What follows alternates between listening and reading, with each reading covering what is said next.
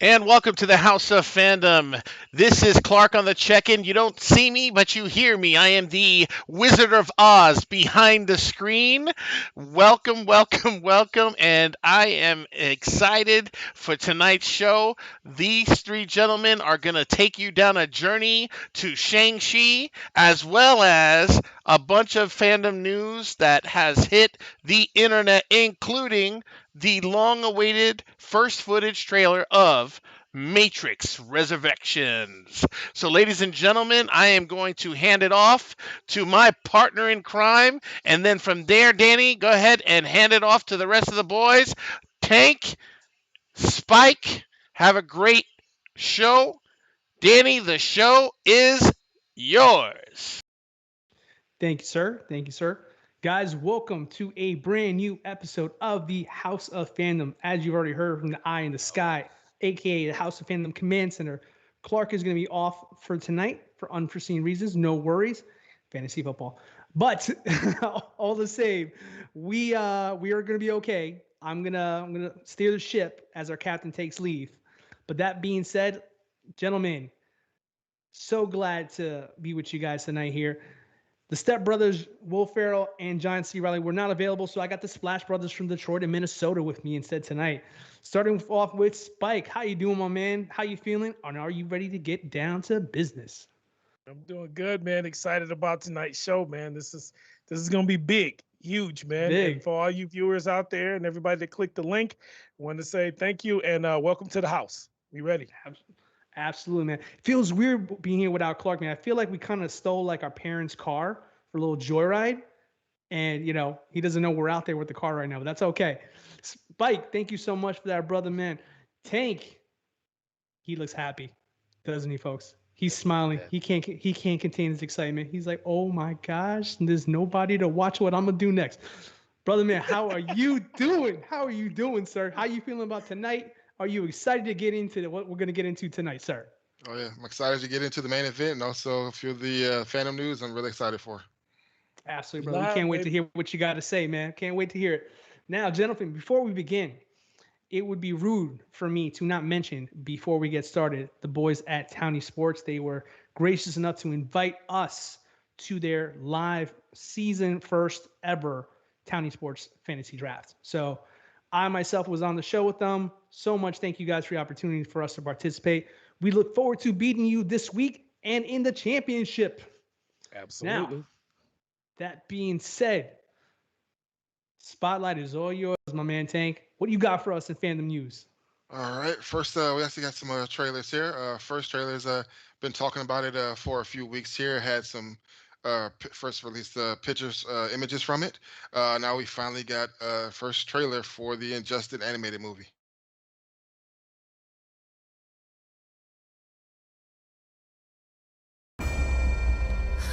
Imagine meeting you here, Lois. This is a priority call to all Justice League members. A woman is missing. She's one of ours. Her name is Lois Lane. Lois. My masterpiece. Brace yourself! You took his wife. You took his unborn child. And his city. Why? After all these years, Batsy, you really need reasons from me? What happened to Metropolis can never be allowed to occur again. You'll throw away everything the Justice League stands for.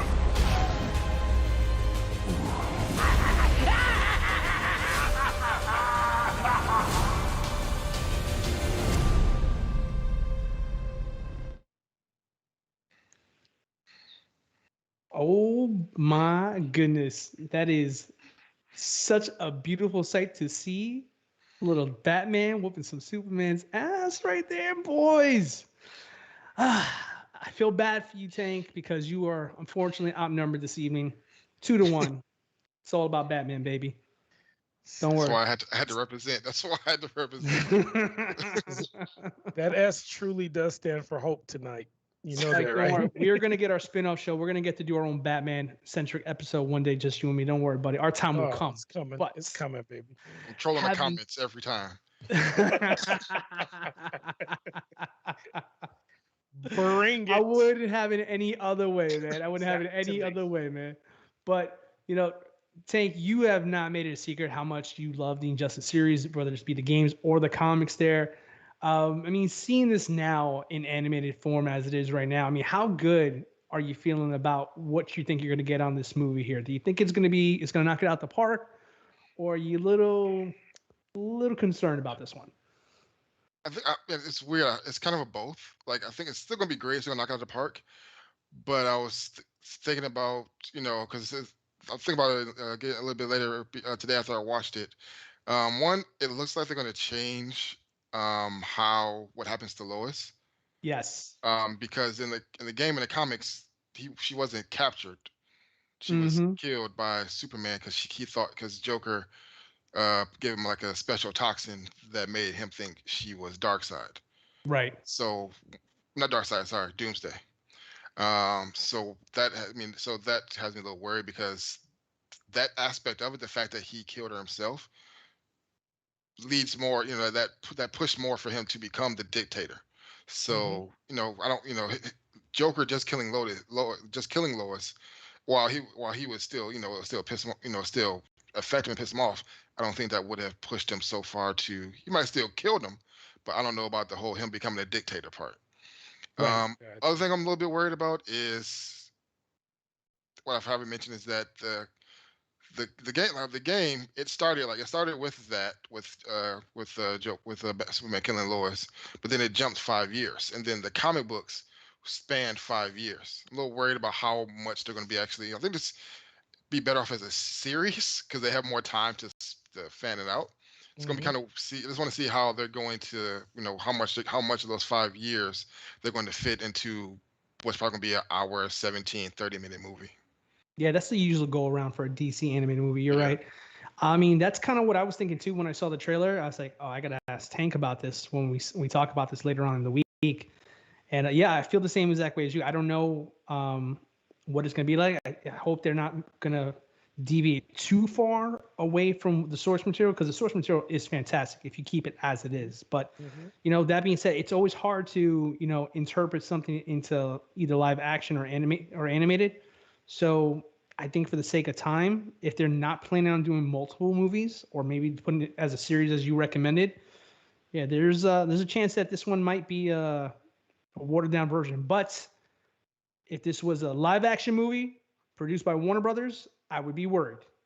But Oh yeah, 100%. DC has shown time and time again that they can pull off the animated part of their series, what have you there. So I'm with you on that there. We'll see what happens. But Spike, as the authority outside of me on Batman, what did you think about this trailer? Um, I don't really want to say torn. I was a tad bit concerned. When I say tad bit, I'd say out of 100%, maybe 7%. It's strictly because of what you just said. DC has a long and trusted history of doing the right thing when it comes to, or Warner Brothers, whatever you want to say, with the animated series, movies, things of that nature. For that reason alone, I don't like when you deviate too far. I feel like you're rolling the dice, especially with such an amazing story for Injustice. I feel like you don't have to change any of it. Just draw it and make it look good. That's it. But I'll give them benefit of the doubt. They may have a few things they need to curb a little bit, depending on who they're aiming it at. So I'm still okay. I like the trailer overall, and I feel like it's still going to be good. I have my fingers crossed on that. It didn't worry me too much, just a little bit right now, but I'm good. I'm good. I Well, think they'll certainly go ahead and knock it out. when it does come out, we will definitely see if we can get that on the show as a review. I don't know Oh, if for Clark sure. will allow us because it is going to portray his beloved Superman in a certain kind of way that he may not deem You mean how to put truthfully? it. It's I going to mean, you said portray it, him not me. truthfully, I mean, you I said it, mean, not me. There, maybe, possibly, he's we'll an see. alien, a demon alien, and the truth is coming At out of least we know Injustice. Tank will take the hits. At least he knows because he knows that they'll come. But at least he'll take the hits. But I don't know. Yep. We might get vetoed out on this one. We'll see. But folks, if you do want us to cover the Injustice movie when it comes out, please leave a comment down below and let us know that for sure. And if we can Absolutely. convince enough people to write a comment, we might have a shot at convincing Clark. We'll see. All right. Enough about that. Tank, You got some goodies in this bag, so I'm gonna let you take it away. What's the next one we got? All right. Next one is the long-awaited trailer for the fourth installment in the Matrix series, Matrix Resurrections. Ooh, we got some heavy hitters. Didn't that Nice. just drop today? Yes. You are Damn. on it, man. You're on fire. Tank is on it. Yeah. Okay, well, we got the Yes, sir. trailer. Let's roll it up.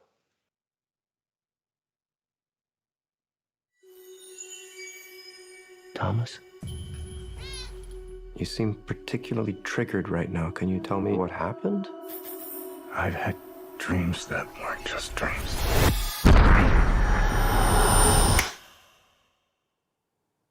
Am I crazy? We don't use that word in here.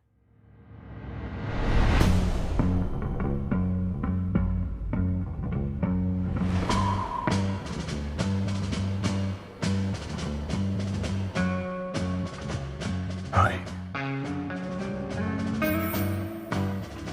Have we met? One pill makes you larger, and one pill makes you small. And the ones that mother gives you don't do anything at all. Go ask Alice when she's 10 feet tall. Time to fly.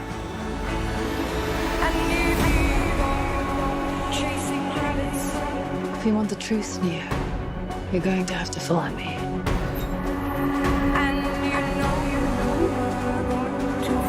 The only thing that matters to you is still here.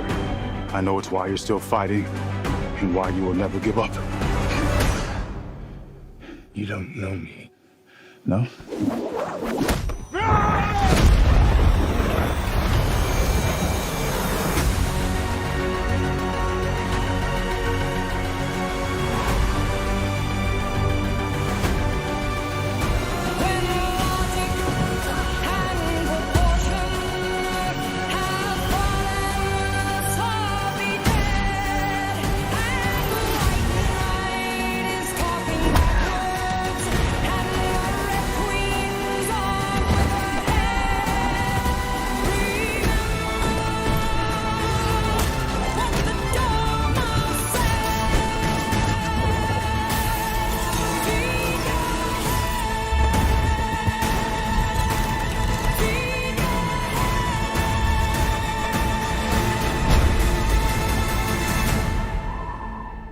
After all these years, to be going back to where it all started.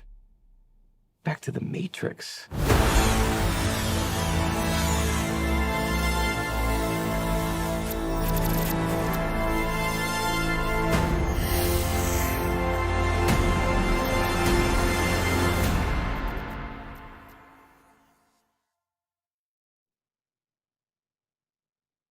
All right, we are back, man. I feel like we're partying like it's 1999 again, boys. I don't know about Absolutely, you, bro. I I feel just like went back whipping in out. time. I'm about to whip out a trench coat, leather pants, and some shades, bro. I don't know. This is interesting. This one's an interesting one here because I'm torn because I love the first movie and I'm not crazy about the other two. And Same. 18 years later, we're getting a new one. So this is not me being negative or anything like that. It's just like I don't know how to feel yet about this. There's a lot to unpack in this trailer, and I kind of feel like this is kind of one of those trailers that almost deserves its own episode on its own to kind of dissect. But we'll do our best to cover it as we can here. I'd like to get everybody's thoughts here. Spike, starting with you on this one here. I mean, do you like the Matrix franchise in the first place, and are you excited about this one? Well, as you guys know, man, I'm a huge sci-fi guy. So anything along these lines already has my interest peaked and exciting. Like you previously mentioned, that the first one was amazing. It's a legendary flick. Absolutely. 2 was tolerable. 3, I don't even count. Whatever. No, just let it go. Excited about the return, to be honest with you. I think the cool part about this is 18 years later, even though you got the same director, or just one of, not Solana Wachowski, you get a chance to really reflect on what you did wrong in the previous movies and fix it to make a better movie. You get a chance to really understand how the people received the message you were trying to put across, and also like just tweak it and make it just right. From the trailer, it looks like a lot of similarities, obviously from the first one, and I can tell by how they're reading and doing different things. It's kind of going to be jumping back and forth, but that's what was so intriguing about the first one to begin with. A lot of the stunts, mind games, really what's going on in the agents, and so it looks like we're getting all of that in this one. So I'm stoked for it. I think it'll be pretty cool.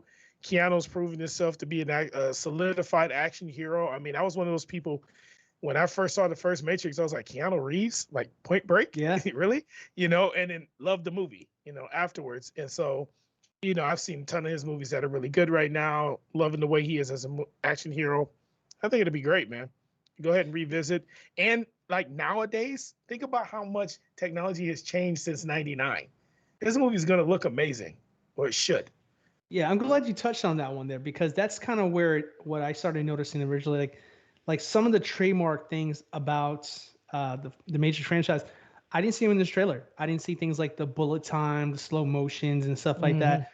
This one seems a little, dare I say, cleaner. I don't know if they're maybe holding off on that there, but there was definitely some undertones of definitely nostalgia, if you will, for the first one. I mean, I don't think I picked up anything that you might have seen in the last two movies in this trailer. Nope. It seemed like they wanted to focus more on what worked the first time around. So to your point there, Spike, it seems like that's kind of what they're going for with this one here. The only thing that's like, there's some big questions though. I mean, spoiler alert for anybody who has not seen these movies yet. I'm sorry. It's almost 20 years now. But exactly. Neo died.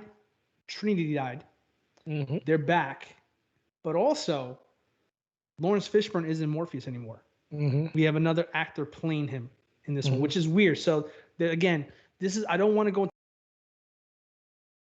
This really could be an episode itself because there's a lot of questions coming out of this trailer. But I'd love to get everybody's opinion as well too. So I mean, Tank, if you could, sir. I mean, how do you feel about this movie here? Are you excited about this one? Are you, not into this one? I mean, for me, I'm still torn, so I can't even answer myself. Yeah, I mean, I'm not really excited because like first Matrix. I love the first Matrix. The 2 and 3, they were, they were them. They were them. They weren't anything great, nothing memorable. Memorable enough, but nothing, that I was nothing that made me want or hanker for or another one all these years. So and then this trailer, just like I agree with with you guys, like where it looks like they're kind of going back to the to the first one where like he doesn't know or doesn't know who he really is again or what he really can be and all that. And that that didn't really work too well for the new Star Wars, so I don't really think that's going to work too well for this one. And this I said like same thing like I said like I mean. I don't remember if he died in the last one or if he just merged with the Matrix, or I can't remember what happened exactly. But I know Trinity died. So, and I think the one scene where her hair, like her skin or hair, is like kind of the Matrix. So she's probably not really Trinity, and she's just a figment of the Matrix. I'm gonna still go see it. The action, obviously looks like it's gonna be good. But that's like I said, I'm not against it, but I was not wowed by the trailer. Yeah. I mean, my biggest concern here is not so much the movie The Matrix, but the director herself. Let me correct myself. The Wachowskis, now sisters, the Wachowski sisters, they struck a gold the first one. The second one and third, they were okay. I mean, it's really, and this preliminary, they were okay. But movies that they made after the Matrix franchise was wrapped up, none of them were good.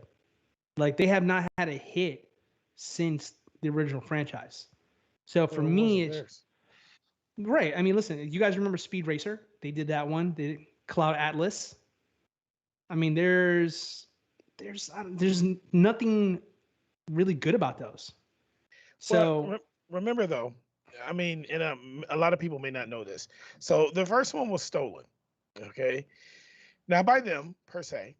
Back in the day, for a lot of people that don't know, and Clark would naturally touch on this if he was here. People used to submit scripts to movie studios, just like they used to do demo tapes, just mail them in. And so what would happen is they would get lost in the stacks because they would get them by the thousands. And so what studios would do is they would go through there when they didn't have any films and they would find good scripts and they would produce them and not give credit. Well, there's a black woman that actually wrote The Matrix and wrote the Terminator series, like 2 of them.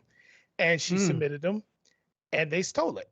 It took her almost 20 years in a lawsuit of suing them before she actually won. They strung it out that long to prove that the stuff that she had that was sent in was actually the stuff they made the movies of that she didn't get credit for.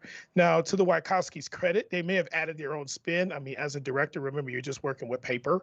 So your vision still has to come to life based off of what you've read on the screenplay and things like that. So I still want to give them credit. But I say that to say that, again, The Matrix, remember, is doing exactly what they wanted it to do with the first one, and with this apparently, is raise questions. And so this whole trailer is about questions. What are we looking at? Where are we going? Is this really Neo? Is he having, memory issues and things like that? So it's posing a question to really make you think, which is great, I think, and it'll go along those lines. And I think that, to your point, I think they're geeks like us. And I say it in a good way. I think that the first one was so intriguing to them. It was exciting to do, and they really sunk their teeth into it. And I think the other ventures was just stuff that they just, obviously they were huge directors at the time that the franchise did amazing. They just started doing other projects. I don't think they had as much faith in themselves or any, real desire to put a lot into them, those other movies and things like that. They're more concentrated on graphics or what do you call it? Design and special effects and whatnot. So I mean, that's a good point though, because I mean, I didn't know that part about the script being stolen, but it doesn't surprise me. It's Hollywood. Exactly. It happens all the time. The saying is there's no original ideas in Hollywood, right? Nope. So, but I mean, at the same time, I mean, yes, you do have to give the Wachowskis credit as well too, because part of what made that movie, at least the original I'm talking about there, the action sequence, the special effects, the groundbreaking effects, I should say, at the time. Exactly. I'm sure that was not in the script. Absolutely if it was, I hope that lady got billions of dollars, because that script was written originally in the 80s, like literally like 1980, something like that. It's really old. So like I said, I wanted to definitely give them their just due, because what they brought to life was them. They just used that script. That was them. So I don't want to take anything away from them. I will say this real quick though. How geeked were you guys? I know I was, to see Neil Patrick Harris. I love Doogie Howard. So when I saw him in the trailer, I was stoked. Like, I'd love to see that. That's cool. No. My favorite Neil Patrick Harris moments are from Harold and Kumar, personally. Those are my favorite. Same. It's my favorites. I mean, Doogie cool, but he didn't become cool until Harold and Kumar to me. Absolute facts. But no, all the same though. I mean, listen, this is gonna be on HBO Max. This is still going to be streamed day one on their platform, and as well be in the theaters. So until I get more information, because I mean, this is typical Matrix stuff where they just pose more questions and they try to get your interest and intriguing. But I didn't have HBO Max back then, so I'm sorry, you're not getting my money on this one for sure. I'm watching it from home, regardless. Well, you never know. And if it's great, then I'll go and pay for a ticket, maybe get the IMAX experience or whatever they're offering at the time there. I can feel that. They got time though, bro. Think about it. It's not coming till Christmas, so maybe they'll convince you otherwise by then. That's true. I mean, like I said, if the movie's good, I will go on record and say I will buy a trench coat and some sunglasses and rock them the day we review it. But I gotta see it first. I'm not gonna pay for the ticket first. Okay. I don't care how good the next trailers are. If Lawrence Fishburne ain't in here, I ain't going to the movie theater and seeing it. Bro, you would be bro. Give him hey, not for nothing though, but Tank, if I did this right, I'll shave my beard so I look like Neo. You can totally pull off the Morpheus look though. Like you gotta do it with me. Cosplay. You got the glasses with no frames on it there. I gotta do a shave my beard. We'll see. We'll see. No. You do this. I'm not being true. I don't care what y'all do. You can be Jada. You can be Jada, bro. It's all good. Braid the sides there. I have tight burgundy pants, so I can put that off. And that will be what we conclude on. We're gonna leave you on Matrix 4 on that, ladies and gentlemen. All right, man. All right. So Tank, is there anything else in the family bag you want to go over with us? Yes. So next item is pretty sure like the day after Shang-Chi came out. Got a little bit of news that Venom Let There Be Carnage, which had got delayed by like I think a couple weeks, got actually moved up a week. So Really? definitely was not due at all to how well Shang-Chi did in the theaters. Not at all. Nothing at all to do with that. Yeah. Sony doesn't say, hey, we should make that money too. Not at all. That didn't happen like that at all. They just wanted to give it to us, I'm sure. They did that for me. Well, good. I'm Well, hey, drinking listen. Kool-Aid, man. Listen, I'm gonna say this real quick, Danny. You mentioned this before with Suicide Squad. You said every Yep. time you see that movie, it gets better for you. Mm-hmm. I've seen that trailer for Venom and Carnage at least 10 times, and I swear to you, each time I see it, I get hyped. I watched it again yesterday, and I don't care. At this point, I'm stoked for this movie, bro. I am. I'm sorry. I think it's gonna be good. I hope they just go ahead and put the freaking thing out so I can watch it and come back and tell you I told you so. No, And I not think, me. and I'll say this: I think it's because, and no shade to Tom Hardy, because I do love him as an actor, but Woody is going to kill it. He's at his best as a serial killer. I think he's going to carry this entire movie. It's going to be really good. I think it's going to be good. I think, in fairness, I think there's gonna be parts of this movie that I'm gonna like. I think Woody Harrelson's performance is probably gonna be one of them. Gotcha. But I'm gonna go on record right now, and I'll say I'm wrong if I'm wrong, but I'm gonna say right now, I'm not excited about this movie. I think it's gonna be trash. I'm telling you right now, three and 3/4 stars. Watch. But At look least at this. 3 and Listen, 3/4 stars. the first one was trash. I hope no one can argue with that was trash. Absolutely. And then on top of this, here I you have. disagree. It was not good. Well, I didn't agree like to it, bro. disagree. I didn't like it. I'm sorry. I didn't like it, bro. I feel you, but I didn't like it. But my other thing too is like I forget the guy's name. I think it's Andy Zamakis or whatever his name is. The guy from Planet of the Apes that does all the CGI modeling and all stuff like that. Yeah. He's the director for this one, which I like him as an actor. I think he's a fine actor. This is his first movie, and it's a $200 million blockbuster budget movie. That scares me. That scares me there. I mean, you take a movie that I didn't like already, and then you take the risk of that. But I can be totally wrong about him. He could be the next best thing there. But I don't know. Like anything that Marvel doesn't touch with their Sony owned characters, I don't feel as confident about. You know? I can see that. And to your credit, Marvel's earned that right. Marvel / Disney, they've earned that right for you to feel apprehensive because they're like us. They actually care. It's not just about money with them. They care about the legacy of those characters. They care about how they're portrayed on screen and how it comes across and what people's interpretation of them are.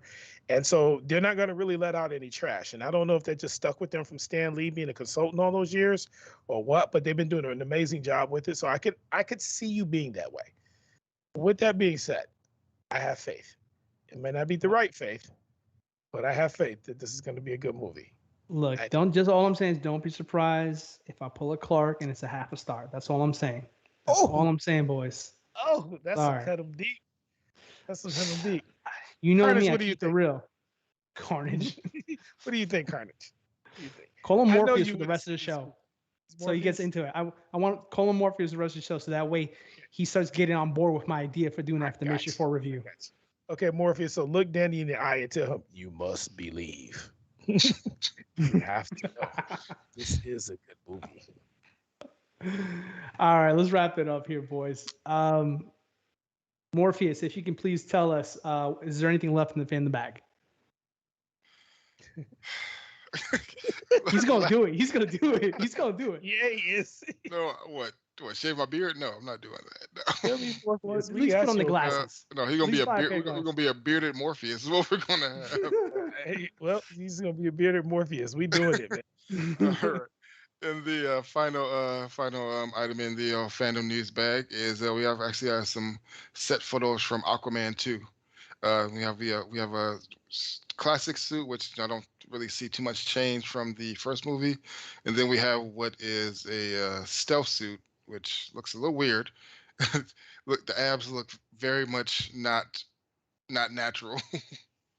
These look interesting. These photos here. I mean, I thought they killed it with the original suit, and I'm hoping that this is just like maybe like an alternate sequence kind of suit so they can sell more toys, because it's all about the toys, ladies and gentlemen. It's all about the merchandise. The suit's perfect, but we gotta change it somehow.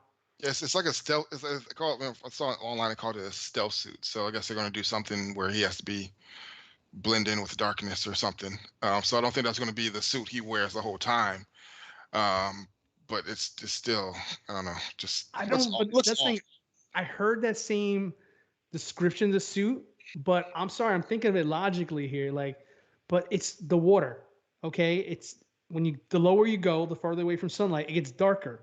It don't Mhm. matter if you got gold and green on; it's still gonna be dark as hell down there. So Well, to you and I, because anybody Yeah, yeah, underwater can see. yeah. You forget So, the Atlanteans got them special eyes; they can see yep. underwater. And I will say this: with it being a cheesy looking suit, cheesy as hell. First of all, Arthur Curry's suit was horrible to begin with. They just made it look a little doper for the first movie. But if this suit just kind of transforms on its own, that I could get with it. If it's a suit he just kind of changes into or just comes out of somewhere with, I'm not, it's useless. but No, you it's know not what a kills me about it's this though? not a Like, transition because you it, get the little side things I are know long. it's different. Yeah, I see what you but said. but it kind of like kills the whole story from the first movie about like getting King Atlantis' armor and all that stuff. Like the whole journey he went through just to acquire that. Now it's like, oh, you know what? I need something just a little bit darker. If you guys can help me out with that, there. I mean, it's weird. I don't know. Times Maybe change. I got to see it in action. I mean, times changed. It was 2 years ago. No, Not a no. big deal. King Atlantean, whatever his name, dude, he was king like a millennia ago. Okay? He didn't need to Yeah, go cloak. Nobody but was bothering him right now. He's got a lot going on, man. but still though, I mean that's Aquaman. That's Aquaman. No, I did hear that they did get some kind of inspiration for this suit from the 1980s version where Aquaman was kind of wearing like a darker blue suit. I'm like, whatever. You got, AKA, we just want to sell more toys. I get it. I know what's up. True. Yeah, but Tank, I'm woke, WB. I'm woke. you love Aquaman. He's your second favorite character. What do you think about this suit? Tell me. Just Morpheus. let us know, Morpheus. What's the deal? Morpheus. Okay, we're not about to start this Morpheus. Dude, the rest, listen, I'm committed. I'm committed, man. Anyway, Listen, for one, he is not my second favorite. I don't know why you throwing that lie out Sure, it there. is Batman. Are It is you should don't be It's not, No, ashamed it's of Batman. his not love. Batman either. No. But, no, I mean, like I said, I mean, as long I mean, if it, I mean, it's not. It's. I mean, I think it looks very most recently Warner Brothers, where it just you can tell it's a muscle suit. So maybe I think read somewhere that just Momoa he's kind of he didn't want to kill himself to get he doesn't want to keep killing himself to get into the shape that is needed for Aquaman. So that might be why they have that suit. If it's not in there for a while, I'm good. Or maybe if maybe it might just be how he's standing that makes it look so off. But I mean, if it's going to look that same way, as long as it's not in there for a while, then I'm good with it. You make I a good remember, point with that. I'm sorry, well, Danny. Go ahead. it's all good. I was just gonna make a comment that I remember when I sent you guys that photo in our team chat talking about this here. And when I sent it to you guys, I immediately said, this is definitely Photoshop. I didn't think it was Yeah. real. Yeah. You remember that? I Yep. said that. And that's all I'm saying. That's how much I didn't believe this was true. I was like, there's no way. The photo looks Photoshopped. It looks But Photoshopped. it does, but Tank made a good point when he said he made me think of something when he said it may be just for a minute. It dawned on me what's missing. Whoever designed this suit, it needs a cape. And the first one doesn't. That's what's missing on that suit to make it look so weird, other than just the clearly artificial abs and all of that. But it looks He like needs something's gloves. missing, That thing needs even gloves without too. a trident. Yeah, like you can tell that it was probably designed to have like a cape or something. But who needs a cape underwater? So you take it off and he looks like something's missing. He I doesn't just have thought a about this good helmet, point. You don't need a some cape kind on of the water, man. accessory. Yeah, so it's like it's incomplete. Hopefully they Yeah. get bad feedback and they just kind of like scrap that idea and do something else or whatever before unless the movie's done. Is it wrapped? I don't know. CGI the other suit over it. No one will know the difference. Hey, I will say this real quick. I thought that they did an amazing job CGI Green Lantern suit. Matter of fact, Tank just watched that movie recently. And You talking about the Ryan Reynolds Green Lantern? yes, that suit looked amazing. I loved it. A lot of people didn't like it. I loved that suit, man. It looked way better than the original Green Lantern. Way better. The You ring was talking about trash. The ring was trash. okay? And Green Lantern as a character is Spike, trash. I'm gonna put you in the corner because you're trying to trigger me right now with that BS right there. You talking? All The right. mosquito in me loves the glow. Okay, I gotta leave it manage at this that. clock over here. We can't get into this, but you get it on. You get it on me in the wrong kind of way. I don't like The it. I show- see what we're you're gonna do a doing, and I don't DC like show. it. We're gonna do a DC show. We We'll gotta do go our over these spin-off. We characters. got a spin-off coming real soon. Everybody, if you think we should do a DC show and go over some of these low end characters, a la Hawkman, please drop something in the comments for us because I think that would be great. Okay, Please don't write it into the comments. I don't want to do it. I don't want to do it. put it in the comments. I don't want. All right. Danny All right. loves Enough of Hawkman. you. Danny loves Hawkman. Morpheus, is there anything left in the news?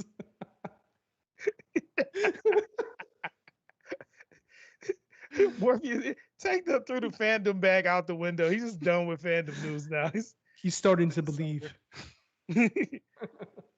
Nah. Tank. Is there anything left, buddy? No, the Fandom news is all done. Thank you, sir. You were fantastic. My hat's off to you. As always. Appreciate you, brother. Appreciate you, man. All right. So here we are, boys. While we're all here tonight, the main event, Shang-Chi from Marvel. So Shang-Chi. I've actually been dying to talk to you guys about this for a week because I saw this last Tuesday. I had enough time to watch it. Hey, you know what? Not to interrupt, but kudos to you, bro. You held your own without saying a word for over a week. That's You know tough. what I'm saying? That's hard. Tough. That's not easy because when I saw it, I was like, how was he quiet about this? And you were excited. Oh, I was very excited about this. I was super excited about this. I can keep a secret every once in a while, though. But I will say this, the movie was so good. I took my family to go see it on Tuesday. I mean, so I got to see it for free, and it was so good. I paid for it myself to make sure we watched it. Okay, now you were really hyped after the first time because it exceeded your expectations at that time, is the impression I got. After a couple of days and you went back to go see it with your family, did you still feel the same? Well, let's get into that. Let's get into that there. I want to go in order on this here. So let's definitely crack this open over here because it's funny you mentioned how I felt about it there because I want to go back to way in the beginning when we first saw the trailer for Shang-Chi when it first came out there. Now, if memory serves me right, I wasn't exactly crazy about it. I love the music in the trailer. I thought it was dope, but I was getting some very much like a copy and paste like Black Panther vibes to it. And Black Panther is one of my favorite movies in the Marvel side of things here. So getting the same movie twice was a little concerning for me because obviously you're not going to beat the original, how it was done first. But having said that, I don't think I remember or Spike, I'm not even sure if you were with the panel at the time when we did the Shang-Chi trailer, but if you did, I apologize. No problem. Gentlemen, what were your first thoughts like when you first saw the trailer for that movie? Were you excited about this one? Were you sure? Did anybody even know who Shang-Chi was before this movie was announced? Only our resident hero. Go ahead, Tank. No, I knew who he was before. I mean, I wasn't 100%. I didn't know too much about him, but I knew of him and who he was. But no, when I saw the first trailer for Shang-Chi, I was like, even though I wasn't a huge fan of him, I didn't know too much about him. But just that trailer did make me very excited for the movie. It was fresh. It was very different from mostly anything that we have seen from the MCU the last 11 years. I was very excited. Like that trailer, like it made me like at first I was when I first heard about the movie, I wasn't too excited because I didn't know too much about him. But that trailer made me really excited for it. Okay, good. Spike, what about you, man? What were your thoughts when you first saw the trailer? Similar to Tank's. First of all, I had no clue about Shang-Chi. Let me just put that out there. I had no idea who he was. Had never heard of him. Guilty charge. Didn't hear about him. You know how Marvel releases that like timeline? It shows you all the names that's coming out and approximate dates. And I remember seeing Shang-Chi and I was like, what is this? And skipped right over it. Start looking for stuff that I knew. When the trailer dropped, I was excited about it. But to Tank's point, because we hadn't really seen anything from the MCU like that, but also because the train scene or bus reminded me of like 90s action movies, like the Jean-Claude Van Damme's kind of stuff. And I was huge into those kind of movies. Yeah, You know, facts. Me too. Brandon Lee type, you know, Bruce Lee type movies. And, you know, you're seeing a lot of martial arts and things like that, along with maybe some guns or whatever. And so it took me back to that immediately. So that part really piqued my interest and had me excited enough to be, okay, I'll check this out and see where they're going to go with this. But I still really didn't know what to expect. So I guess you could say mild excitement because of nostalgia purposes, but definitely intrigued. That's how I felt. Like it looked promising to you is what you're saying. Exactly. Like Exactly. It had potential. Okay. Yep. Well, gentlemen, I'm glad I have you guys as co-hosts because honestly, if you guys, because I do remember, I lied, I set you up there. I do remember you guys were excited about it, and that was actually the reason why I watched it too. Truth be told, I wasn't, like I said, I wasn't high on it because I thought it was going to be kind of a copy paste Black Panther story, right? But I was wrong. I will freely admit that to answer your question from earlier there, Spike. In fact, not only was I wrong, I was dead wrong because apparently there was a huge interest for this movie over the Labor Day weekend. Shang-Chi performed way above expectation, originally projected to be $50 to $70 million, and they broke a box office record for Labor Day weekend with a whopping $94.4 million this past weekend. Absolutely insane numbers. And this is like even past pandemic standards we're talking about here. Okay. Shang-Chi does not need the box office kind of mulligan over here because of pandemic. It exceeded expectations drastically. And you know what? Well deserved because the movie is phenomenal. So I want to get into it here because this movie is not without its controversies as well too. Coming off the, let's call it the Black Widow controversy with Disney Plus and the CEO of Disney not playing ball, trying to compensate, which, by the way, that is turning into a very huge story. It broke that Scarlett Johansson wanted a whopping $100 million on her side of things because the contract was stated that she was going to get exclusively in an actual box office release. Disney reneged on that. And now it looks like Disney's new CEO, it's not Bob Iger anymore. Bob Iger would have took care of this ahead of time. But the new guy, I forget his name right now, he is deep in water. He's dealing with taking over during a pandemic. And now he's having the biggest actor studio, controversy in decades now. This looks like this is going to be a big story to come. So we'll keep following up on that. But that, having said that, Shang-Chi did not get the Disney Plus service kind of thing same day like Black Widow did. And the CEO was on record as saying that Shang-Chi will be our little experiment, and I quote. And the actors of Shang-Chi did not appreciate that comment. They felt very confident that this movie can hold on its own. Man, did they deliver. So I guess my first question to you guys is, did Disney make the right call at the end of the day and just releasing it only in theaters? Your thoughts, gentlemen? Obviously, yeah. It made now that they only released it in theaters, it made a shit ton of money. So yeah, they definitely made the right call. And also, I think one of the two reasons why it did so well, obviously, besides this being a good movie, the trailer, like I said before, trailer made people want to see and want to care about a character that they might have either not known anything about or very little about.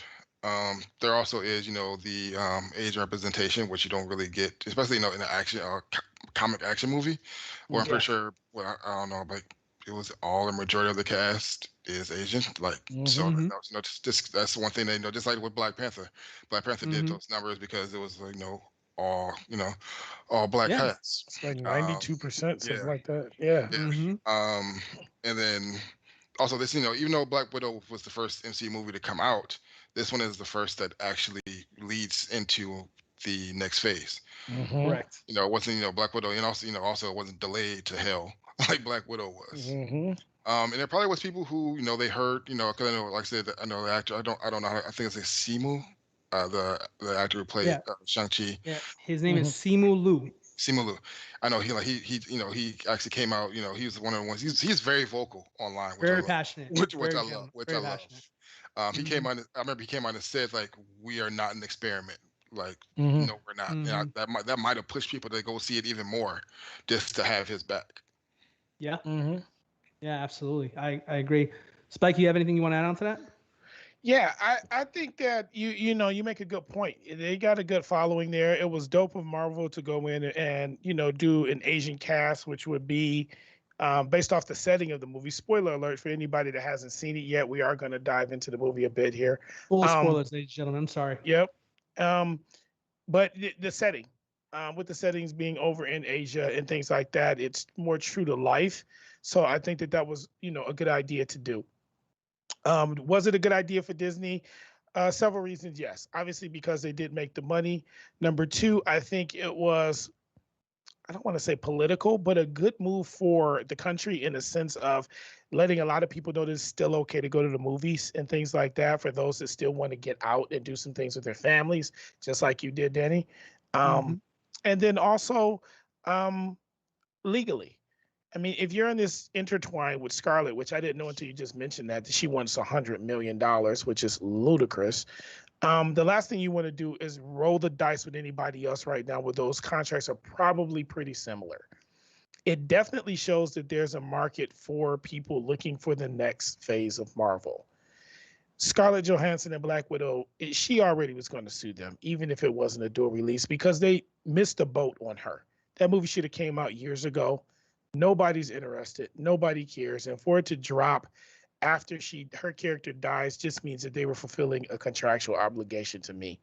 I Yeah. don't think she has that big of a following to carry a movie like that. Not this late in the MCU. Right. 5-6 years ago, she could have got away with no problem. And Yeah, it did pretty especially good for a with it. character that we already know what's going to happen to you at the end. So it definitely It's was a movie that came in way too late.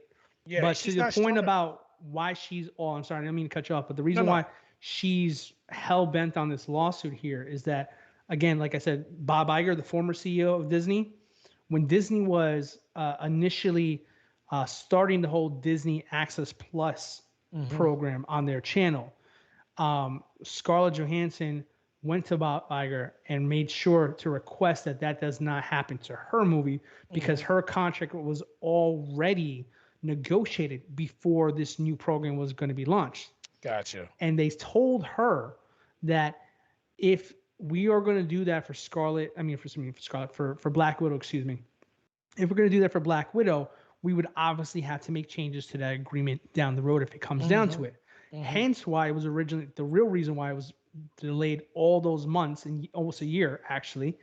And more importantly, when it came down to actually doing what they said they do and renegotiate for her, they never did that. Mhm. But it got released that people like The Rock, people like Emily Blunt from the Jungle Cruise movie, they got renegotiated out of their contracts. Mhm. So hence why she's coming after that because her Yeah. contract was solely based on the revenue generated from the box office. Mhm. And if you're taking your audience and splitting it, I don't know how many saw it online, how many people went to the theaters, but Right. let's say you cut it in half, that's only half the residual she would have earned for that. So, I Mhm. mean, if the movie had a full release, perhaps like Shang-Chi, perhaps, Mhm. it might have done bigger numbers because we don't know what Disney's numbers were for that. So she's got a point to sue. I don't know if it's $100 million No, worth, I but agree. I she agree. could have got a little more what she got because she only got Yeah, 20 million. contractually, I absolutely believe that she got screwed out of the deal. I'm just coming from a fan standpoint that I still don't believe she would have did great numbers. I just don't. And that's not Scarlett because she's an amazing actress, but I'm just saying I don't believe Black Widow's that strong enough of a character or with that base to carry that movie on her own without the rest of the Avengers or the MCU, Yeah, tagging along for that love purpose. I just don't see it. I think it would have been better to spin her into something else that would have been much better, but that's a different show. But to the point, yeah, they did a good idea to go ahead and release it in the theaters and really just kind of see who would really turn out to do it. Smart about when they chose to release it, where there wasn't a whole lot of other stuff out that would really give it a strong run to really give it a legitimate chance to try to make some money, and it yeah, served them well. Served them yeah, well. absolutely. Hmm. Yeah, absolutely. Again, I think it has more to do with the fact that she should have got that movie 5, 7 years ago Yep. instead. Yep. Coming to go see a movie about a character, I don't care how much you like them, you already know Hmm. they're dead. What's the point? I already You know. have to listen. You'd have to be really strong. It'd have to be a Black Panther, a Tony Stark kind of character for people to really turn out the numbers, knowing what's going to happen. Yeah. And see a movie that goes backstory, and her character is just not that strong. Yeah, absolutely. Okay. But you got it. So let's talk more back. Let's get back into the performance and the movie of Shang-Chi here, because this movie was really, really good. Full spoilers for anybody who doesn't get where we're going with this. We like Shang-Chi. Shang-Chi is all right for us. We'll rock with Shang-Chi. I want to talk about what Tank mentioned, the actor Simu Liu, relatively unknown person. I haven't seen him in anything, to be honest with you. I know he was on a show as a supporting character that I watched on Netflix a couple of times. It was a comedy based out in Canada. Kim's Convenience. Yes, yeah. I saw a couple episodes. Pretty good show. Yeah. I'm currently watching it now. It's not a bad show, but that's pretty much all he has. I try to look him up IMDb and just doesn't have a lot. He was originally one of those like generic stock photo people that you see on like all those like corporate like kind of logs. Like he's pointing at a computer with a bunch of coworkers. It's really funny. He put up a meme about it and everything too. But having said all that though, how do we feel about Simu Lee playing the character of Shang-Chi? Was he a believable Marvel superhero? Your thoughts? And this is for anybody, guys. Yeah. He was a very believable Marvel superhero. I mean, he was actually a lot funnier than I thought he was going to be in the movie. He had the leading man attributes. I'm going to actually say it. This is probably the best like choreographed action that I've seen, or martial arts in a Marvel movie in a Marvel movie ever that I've seen. Um, and that's even better than Winter Soldier.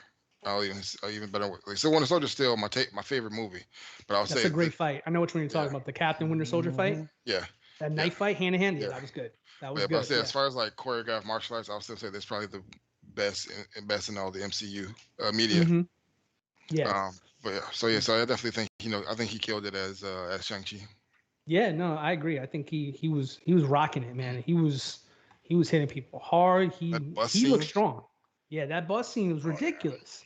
That bus scene was ridiculous. I just love how he was like so calm, so chill, and then as soon as like they messed with his friend Katie, he just went into like, okay, now my secret's out. I'm gonna rock. And that's what's cool, because again, I don't know much about this character up until this point. And obviously, like anything that I like that I watch, I like to do research afterwards. And you've mentioned it multiple times already, Tank. He's the strongest fighter in Marvel, hand to hand, I should say specifically. Yeah. Right. And knowing that information coming into the movie, and then seeing the fights that you mentioned, like the choreography in the bus, the skyscraper scene was phenomenal. It was more raw than I'm used to in a Marvel movie. And I was all there for it. It was so rewarding to watch that one there. It's like, you felt those kicks, you felt those punches. They're not going to feel good in the morning kind of stuff. That was money. That was money right there. But I mean, that being said, I want to talk about personally my MVP of this movie here for a second, gentlemen. Someone who just honestly, for me, just kept me laughing and smiling throughout there. I know where you're going. Actress / comedian Aquafina, also known as Katie, Shang-Chi's best friend in here. Performance in this one, gentlemen. I mean, what were your thoughts about her? Because, I mean, she's obviously the Marvel comedian in this one here. How well do you think she did? She was great. I mean, she never disappoints, though. Everything I've seen her in, she's hilarious. And I thought that her comedy is something that can go leaps and bounds. Like, she can really take over a movie if she wants to. I like the way she held it back and gave you just enough. Her comedy and her comic relief didn't overshadow her character, but was definitely a nice balance to bring in there to where she really fit the role of a friend and possible future love interest. So I thought she did a really good job. And it helped keep the movie light on that Marvel scale like we're used to seeing. So as things start to get a little bit darker with the storyline, they always have these little jokes and quips and things like that. And she was right on time with them. She was a really good choice. Really good choice. And I think you hit on a point that I really appreciate about her character. Not only was she funny, she was definitely a very good friend to Shang-Chi throughout the movie. Like a loyal friend that it was a believable friendship. You feel like, all right, you just told me that you're this guy named Shang-Chi. You're not Sean that I've known half my life from high school. You're still the Shang-Chi guy. And she, she gave him some grief about it, but she, like, at the end of it, he's still my friend. And she stuck with him. I really like that about her character. I like the way she kind of balanced between the awkward quirkiness, but also having his back and not shying away from the fights either, even though she clearly is not trained like Not he fight. is either. Right. You know, but she held her own to an extent there. So I really did like her. I think honestly she was probably my personal favorite character in that movie, just because she was so well balanced there. But that segs me into somebody who I feel was not very balanced here. Let's talk about Ziling. Ziling, Shang-Chi's little sister in this movie. This one's one that really was confusing for me. If there's anything I can say that I wasn't quite understanding, is like she was barely used. No one barely talked to her, but she was such a prominent character in this movie at the same time. It was a weird thing here because I had the privilege of seeing it twice, like you guys know. First time I didn't really notice it that much, but watch the second time I was like, you know what? She barely talks. Wenwu never acknowledged her once in that entire movie. Like not once. From the child version to the adult one at the end, I noticed even though they were in scenes together, never once talked to her. Did you guys catch up on that? Yeah.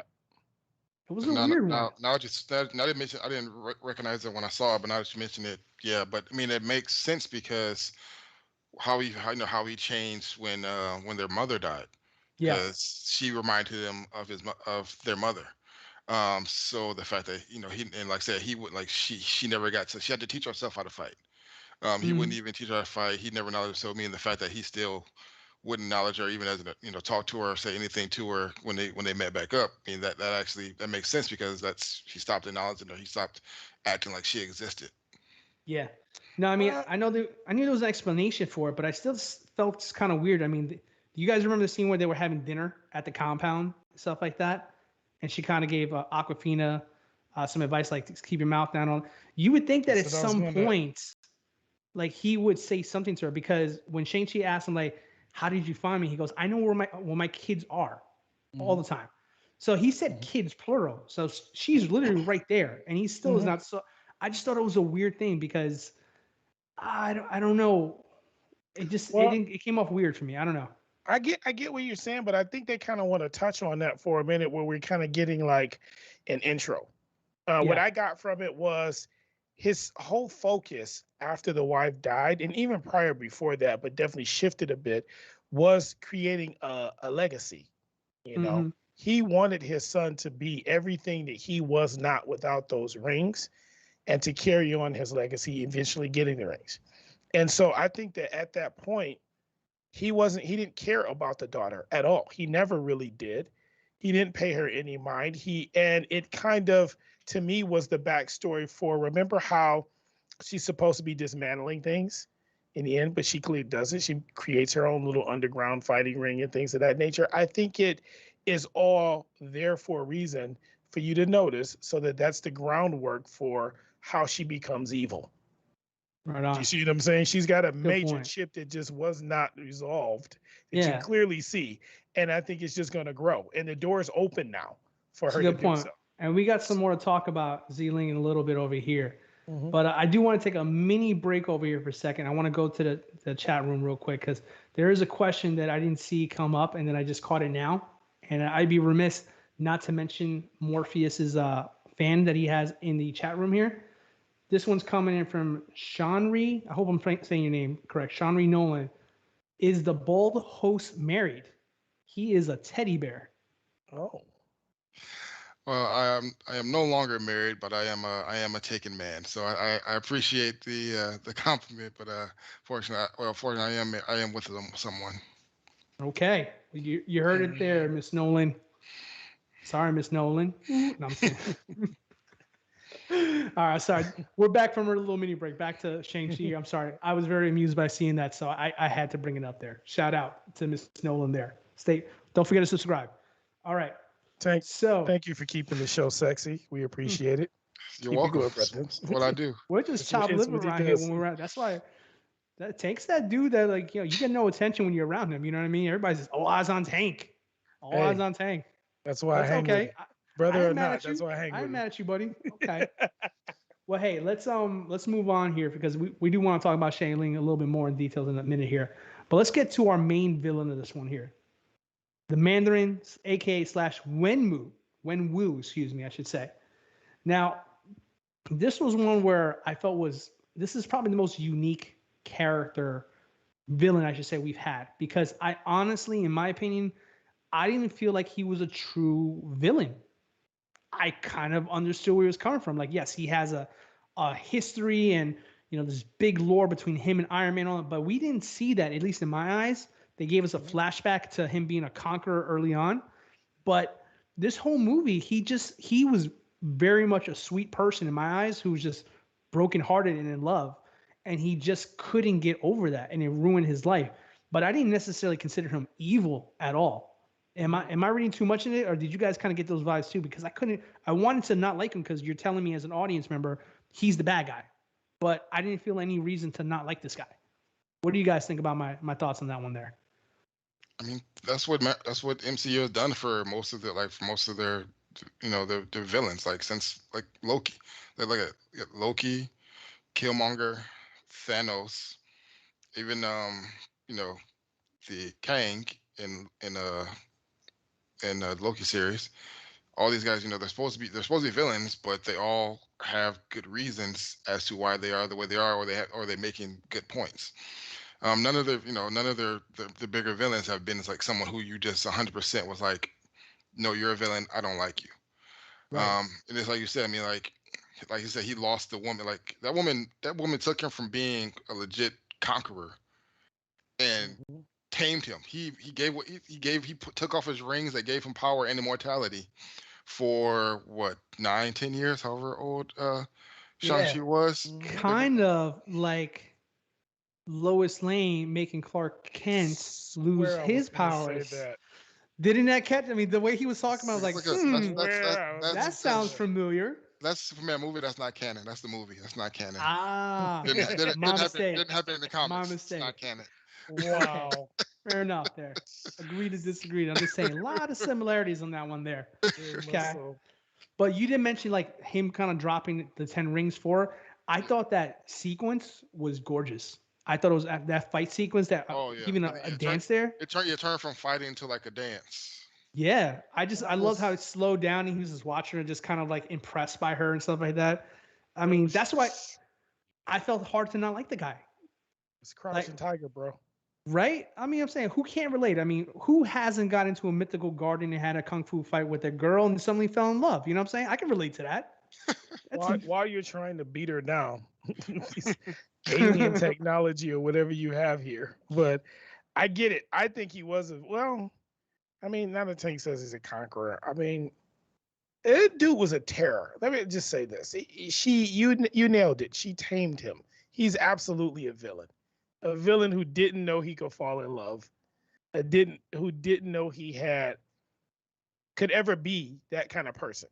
Okay, which is typical Marvel. We're going to change you and show you that you still have it in you to be the best you can be. Okay, but yeah, he's absolutely was a villain.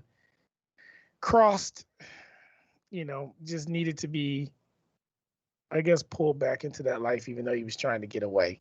I mean, he's as much of a villain as anybody in Marvel, I guess you could say, bro. Yeah, because they all got reasons. It's just, I'm still stuck on the fact, you got to remember, this dude terrorized the world for 1,000 years. So, yeah, you know what I'm saying? Even if he had 10 years of being a good guy, you still had like 1,000 years of just being an absolute terror. Like literally by yourself. Here's my gripe with Marvel here. This is why I bring this up here, because Tank made an excellent point. He was going back to obviously Black Panther situation, the Loki series, kind of going through a list of names. And Tank is 100% right. He's 100% right.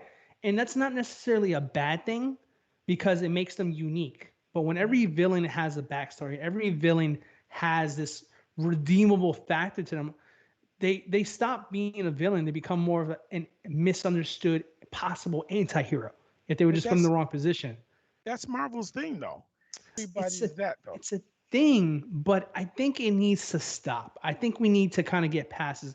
I think audiences are ready for a true unrelatable villain, dare I say. I'm not saying one-dimensional per se, but I'm saying I want somebody that I want to go into the movie and I want to hate him so bad, I don't care what the hero does to beat him. Like, I don't know. That's me personally. I'm hungry for that. That's the DC in you. I get it. It's the DC in you. I think Mhm. that's the difference that makes us choose those of us that want that choose DC over Marvel. Marvel will always have a redeemable character or somebody who was wrong that just chose to go down that dark path who could Yeah. possibly be brought back. Where DC has actual bad seeds. From birth, they have been absolute terrorists, no good at all, not redeemable. And you hate them with every fiber of your being. You can't root for them even though they may do some stuff that you go, oh, that was badass. You still can't because they're terrible people. Yeah. Like Yeah. we're Batman fans. We know half the people he fights. He should have killed decades ago. You know what I'm That saying? is a fact. They will never be okay. You know what I'm saying? But that's the world in DC. So I think I that don't know. that's the thing that they figured out truly because we both know this. If you read these comics, we all know that they all have characters that are basically doppelgangers. They're identical, Mhm. just different Yep. worlds or whatever you want to call it. I think they figured out that this is what separates them. This is what's going to allow them to stay just enough lightheartedly where they can still kind of be on a family level and really kind of do it as we find the good in everybody. And Yep. that's probably why Disney likes them so much and went on board with them from that avenue because that's, Disney, the whole family thing. But well, I Yep. don't think we'll see that. I think it would actually kind of ruin them because are their heroes tough enough to handle somebody that dark? Like, seriously? Can I you think mean, of that's one? a point there. But I think at the end, I think what you really kind of answered your own question there, Spike, because honestly, I think it comes down to, it's more family friendly. It's easier to make money. I think Clark would be like, it's all about the money, gentlemen, right? That'd be the first thing if Clark was just saying that right now. It's Yeah. about the money. This formula works for them. They're not changing anyway. Me personally, I'm feeling it's getting a little stale on that side of it there. I do want to have a bad guy that, might be so horrendous that, you can put him in another movie next time and he's not suddenly working with a superhero. You know what I mean? Because I feel like everybody eventually transitions to becoming the anti-hero once they fight an Avenger or Yeah. a Guardian or whoever's movie is up this What's time. You know what going I to mean? stop them, though? Think about it. The MCU was shook when Thor killed Thanos. Thor went into depression after that, bro. Like, I can't think of one of their heroes that could truly No, Thor handle a went to dark depression villain. because he should have went for the head. That's the reason He why. went because True. he did it too True. late. That's why he Yeah. went to Yeah, the depression. He Yeah. did it too Okay. late yeah, because Yeah. he killed. He was like, I killed him, but it didn't do anything. exactly. I Well, did it I after the put that. fact. We lost I half of stand everybody. corrected. True enough. But But he I don't. might be the only one with enough balls to actually be able to take on a true villain.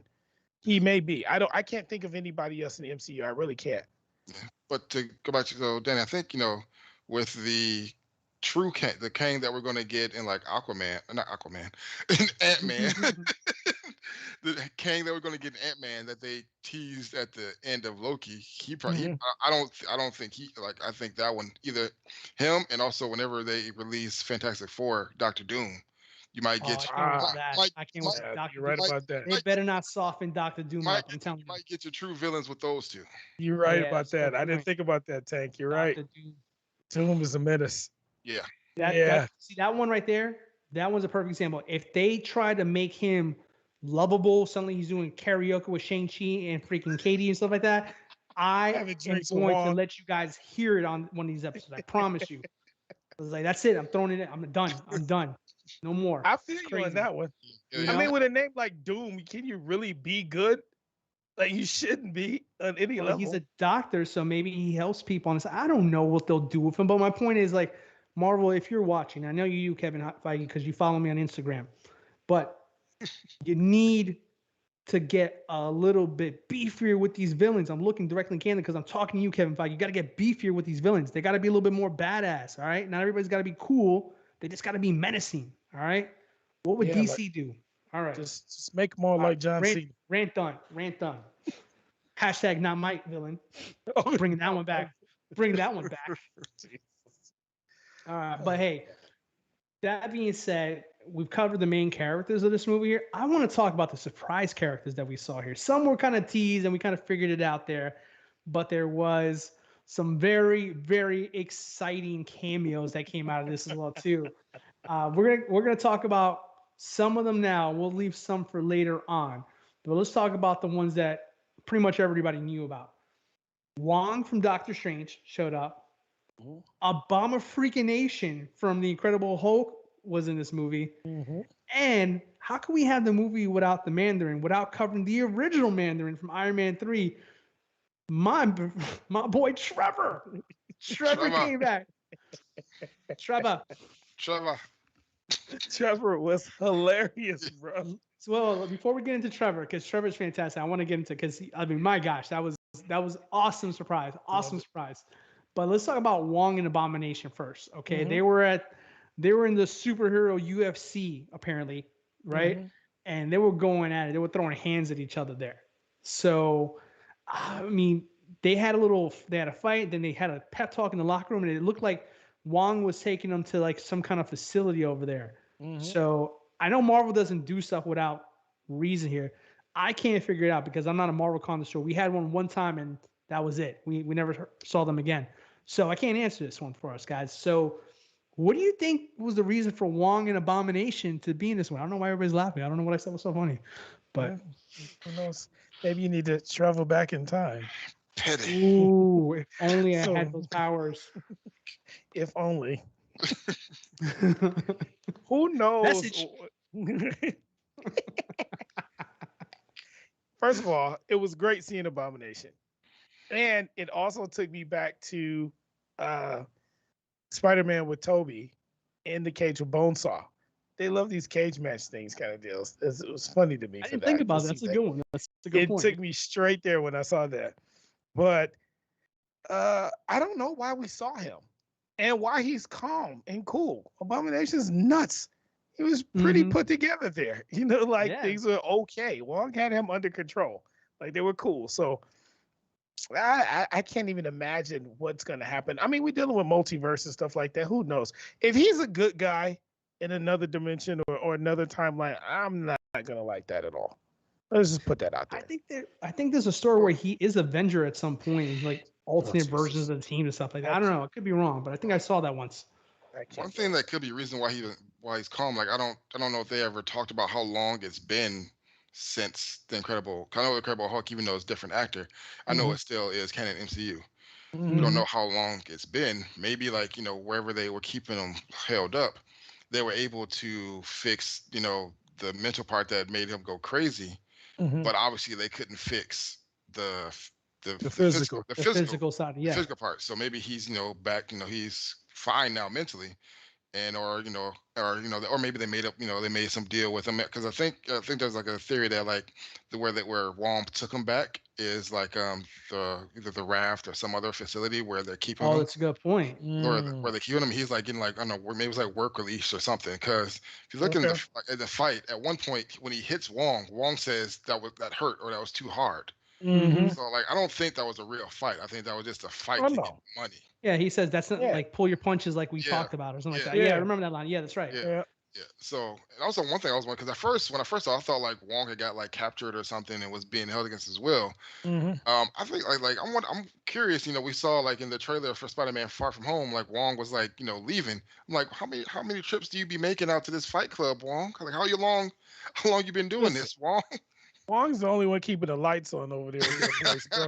Doctor Strange is clearly just getting drunk and hanging out, man. Right. So Wong's jumping timelines. Shout out to Wong, man. He's got to make money all over the place, man, and bring it on home, man. Wong's been killing it, man. I mean, I'm sorry. I mean, plus, if you keep it with What If like we are as well too, Wong is making a lot of appearances out there too. He's getting his name out there. He's starting to shine. Yeah, he's starting to shine. I'm telling you, boy's gonna be big. Bonafide backup. What do you call it? Sidekick. I'm loving it. I like it too. All right, so let's talk about Trevor now. Let's get into this because, like I said, that was a big surprise for me. I did not know about Trevor showing up in this movie at all. Yeah. I remember there was Marvel did this thing that they used to do back in the end of DVDs called one shots, where they would just do a scene or something. And they did All Hail to the King is what they call it. And I know Trevor got broken out of whatever prison he is, and he was captured by the 10 Rings. But that was so long ago. Shout out to Marvel for staying in continuity there and bringing him for this movie here. Like, Trevor, listen, Trevor is still funny. Not everybody was happy about that, reveal in Iron Man 3 when it turns out he was not the real Mandarin. But I laughed my ass off. Maybe if I was a purist Marvel fan, I would be more upset. But as like a general audience member, I thought that was funny as hell. Yeah, I think if it had been anyone else, like because Ben Kingsley just a good ass actor. If it had been anyone else, it probably wouldn't have been as good. Probably I would have been pissed about it too. But he just played it so well, and it was so fucking funny that it made up for it. I didn't care. He just killed it, man. I mean, He was first great, of all, man. my man has a Pokemon as a freaking friend in this movie. Good one. The funny thing is, my son pointed that out to me, actually. He was the one pointing it out. He was like, Dad, is that a Pokemon? I was like, no, son. I was like, shit, it might be one. Yeah. What did Shady call it? She called it a chicken pig. A chicken pig. Dude, I die laughing at that, man. But Trevor was hilarious. I'm like you. I liked him in Iron Man 3. I thought he was great. I thought the whole premise was cool just to even see that, because it's like, wait, what? He's in there getting drunk and getting high with hookers. Like, he was no Mandarin at all. He's watching the football game, exactly. Not the American football, Oh, but my God. He see him up, again, and the longer hair, he still looks stoned out, man. Still crazy, man. He's hilarious, bro. Excuse me. The scene when he's talking to like them about how he became an actor, and he was talking about the monkeys. That was the dumbest but funniest explanation of why someone does something error. I'm sorry. That was too effing funny. You know what? I should go on record and say, aside from Aquafina, as I call him my MVP, if there was a vote for somebody who could possibly have done just as good a job, if not better, probably the twosome of Trevor and the little chicken pig as well, because they were funny as hell. That was a hell of a team right there. Dude, that was a nice. I give it again, giving it to Marvel. The comic relief was nice, doing some of the darker parts there. To see him, that was a very pleasant and entertaining surprise, and to keep him in. Like, remember when he was faking dead in the battle? Yes, yes, classic. Like, calm down, old boy, or whatever. Yeah, I'm not Lay really down that. with me. Lay down if you're smart. Right. No, I love when they were going to the entrance and they were all in the car, and then he was giving this explanation like, I'm only a vessel to translate. This thing can take time and all that. Oh, he says go now. No, go now. Better hurry up. I just thought, shout out to Ben Kingsley. They probably gave him like a pillow to like act towards, and he's such a good actor. He acted the hell out of it there. He looked so good on screen on the final cut of the movie there. So yeah, Trevor was an absolute pleasant treat there. And I like the fact that a movie like Shang-Chi is coming out now 10 years later, because you have so many like smaller characters from other films who can come in and flesh out this new universe that you're building here. I really dig that about this movie. It doesn't feel like it's, okay, I don't know about anything that's going on. I've never heard Shang-Chi. I don't know what's going on in this movie at all. But I think Marvel, as much as they gave him grief about their villain, I think they do a great job of filling a lot of empty space with characters that we recognize and making the world feel like, okay, this is normal. Shang-Chi's been here this whole time. We're just now focusing on him. So I do dig that about that there. Yeah, like I don't know if you noticed, like the one streaming guy on the bus. Yes. Oh my gosh. He was in Spider-Man: Homecoming. He was like the He hot dog was. vendor or something. Oh, He's like, do a split. Do a split, Spider-Man. Yeah, he's screaming at him. He came up in the world. He went from being a hot dog vendor in New York to a streamer. And he's still on the bus, but he's a streamer in San Francisco. Dude, that bus scene was awesome. I forgot all about him for a second there. He was like, "What's up, everybody? Shout out, guys!" So I know a little bit of martial arts. I'm gonna do a play-by-play. Then what was the name? Not Taserface, Razor Fist. Yeah, something like that. I know. Right What you mean. When he came out, I was like, "You got this, bro." Right. Never mind. Yeah, I mean, we can talk about this movie all day here. I mean, there's a lot of great scenes there. So anybody who hasn't seen it yet and is watching this stream right now, definitely we recommend you go watch it there. But we got one more piece I want to talk about, because Spike, you mentioned that those darker spots. It did get darker at the end. Let's talk about that ending here, because full disclosure, folks, Clark does not like What If. He said it multiple times here. And there's something that showed up in there that gives me a theory about What If. And Tank has actually brought this up on several times. And I think I'm going to give credit to Tank, because he actually got me thinking about it while watching this here. So we got the big fight with Shang-Chi and his father and stuff like that. He he unlocked this mystical monster, right? Came out through there, started sucking out souls there. Tank, do you know what that monster reminded me of the second I saw it come out through those walls? The one, I know, like in the Doctor Strange episode, there was like one of the creatures that came out was a dragon. Right. Right. Yeah. But the tentacles and all that too, I think it's a combination of the two there. I think the one that you mentioned with the Peggy Carter one and the Doctor Strange one we recently reviewed last week, Yep. I think is the same one. How about that, Clark? It does connect. It does Live connect. action. Live action. You saw it, pal. Yep. You hit the nail on the head with Turn that one, frown boy. upside down because you should watch What If, okay? But anyway, but yeah, I mean, listen, I mean that ending was dope as well too. That whole fight sequence was sick. The only thing I have negative to say about it is I felt like the CGI was very distracting. Like the background it is, like for me, like I can totally tell they were on a green screen doing all the stuff. Like the movie's so beautifully shot and so pretty.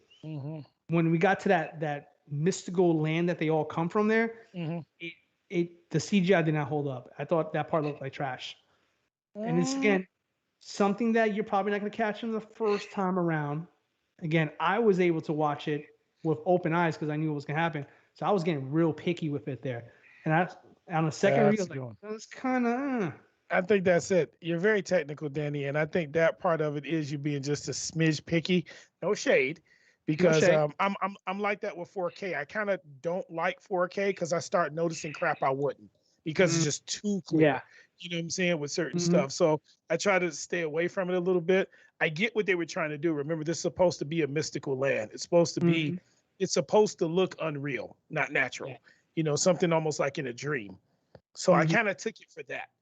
You know what I'm saying? And when I watch it again, because I'm going to, I'm not going to look for what you say because I know I'll notice it then. You know what I'm saying? You pick that up really quickly. I'm a picky guy like that. I'm going to be like, hey, that guy's got a booger. I can tell it's 4K. I feel it. I feel you. I do feel you on that. But I just took it for that aspect of it. You know, the whole mystical look.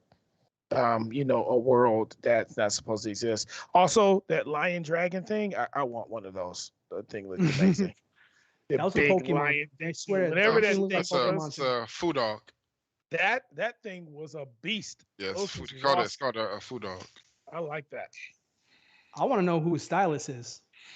Who does his hair at the salon? Because that thing was feathered and lethal. It was beautiful. It was, but you know, we didn't talk about it yet, and I really dug the rings. I think that's a dope weapon and source of power, man. Like, haven't seen that before. The way they come off, come back. You know, you could jump way up in the air and then stop your landing to slow it down, and you know, just bring them all the way around. A cool interpretation, because comic book wise, they are literally 10 rings. Yeah, but they have they each have their own different powers. They're kind of like baby Green Lantern rings. That is dope. But I think they tried to change it because it would have looked too much like the Infinity Gauntlet. Yes, exactly why. Excellent point. Yeah. Yep. But I mean, I like how they did because, like, say, you know, they pretty much are like, you know, just rings that made them, you know, immortal, and also they were able to, like, you know, blast energy. I like in the first scene where the arrows are coming, and he used them all, like swinging them around as like a big old shield around him. He got nasty with them, man. It was a lot he could do, but I like the little technicals. Like, I like that Dad had the rings and they're blue. And they glow blue, but I like that when Shang-Chi gets them, they have that yellow tint. I also like that he was able to incorporate his father's style of martial arts along with his mother's and use the rings in a completely different way. He flowed with the wind with them and moved them around a lot more. I thought that aspect of it was really dope. It gave me an idea of how he's going to use his powers. Because remember, I mentioned before to you guys, when I first saw Doctor Strange, the first movie, I was annoyed with him. I didn't think he was any good. It wasn't until, like I said, later in the MCU that I could really see what he could do. Yeah, and I feel like they kind of Thanos and Infinity War, you mean, right? Yeah, exactly. I felt the same way. And so I feel like with this one, they kind of picked up on that and they gave you an idea of what he could really do with these rings without delving too deep into it. They made it, you know, like, okay, this dude's going to be really dope, even outside of being able to fight. You know what I'm saying? Yeah, no doubt. So, I mean, we covered the whole movie of Shang-Chi, but like any good Marvel movie, there's always an end credit scene, excuse me. In fact, we got 2 this time. Yep. So I want to talk about those there before we start giving out our reviews, boys. So, I mean, Tank, do you remember what the first end scene was? Yeah, first one was Wong took Shang-Chi and Katie, and they had to see the hologram or whatever they called that of Captain Marvel and Bruce Oh, Banner, not Professor Hulk, Bruce Banner back in yes, puny Banner. Puny which is Banner. good. This is very good.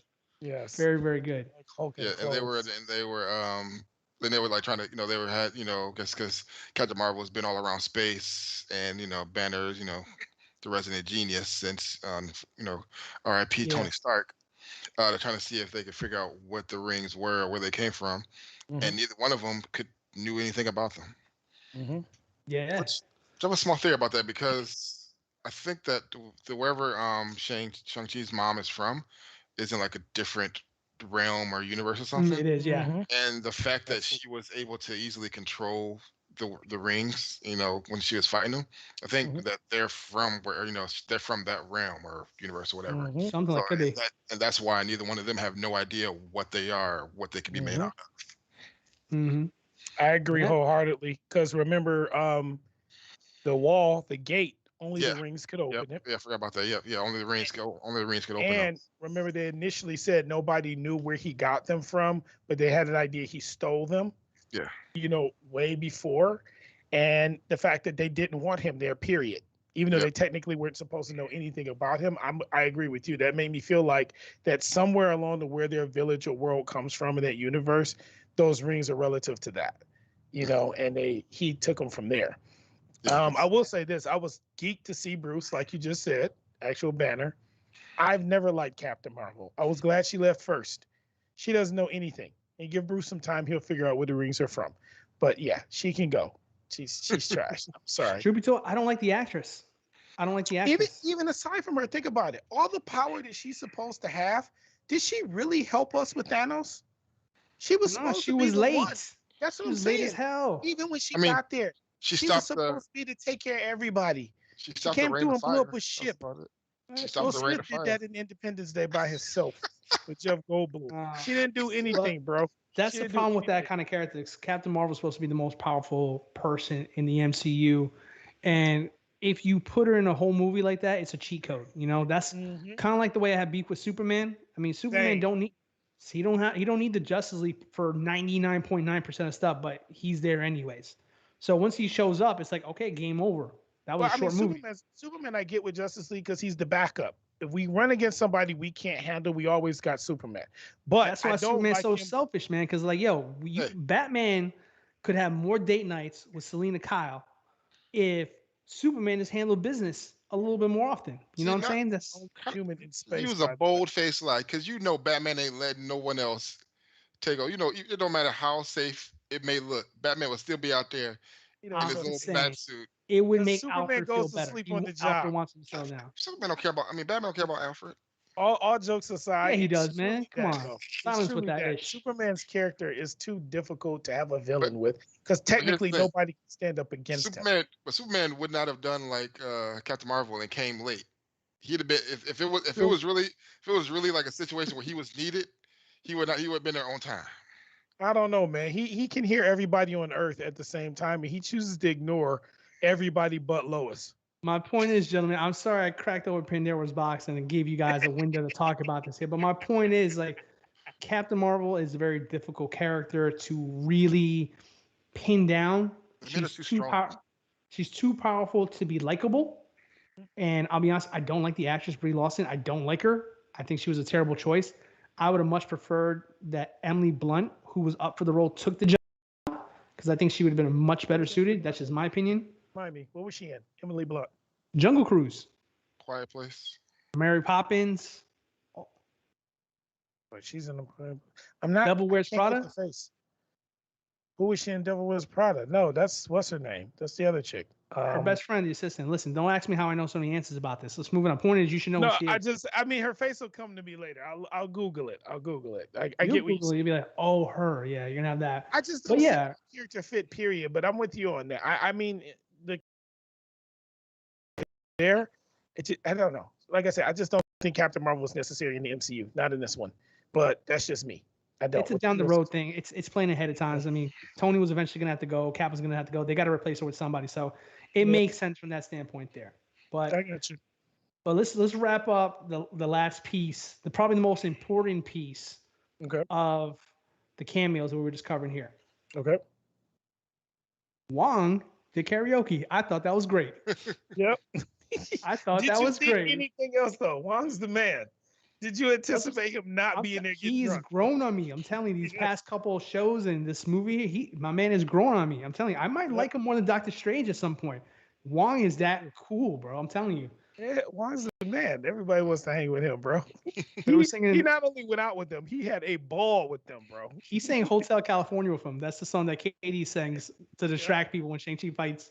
So I thought that was great. I thought that was great, gentlemen. Awesome. We'd be remiss to see. We almost did what the Mandarin did and almost forgot about Z-Link because she had her own end credit here. Absolutely. Shang-Chi thought she was gonna break down the 10 rings. She took over instead. Trust. Absolutely. She said it early, man. She said if he doesn't let me in his empire, I'll build my own. He left the door open when he died. Yep. Switch it up. Had like all female people, females training. Switched it up on them. Up in that place, man.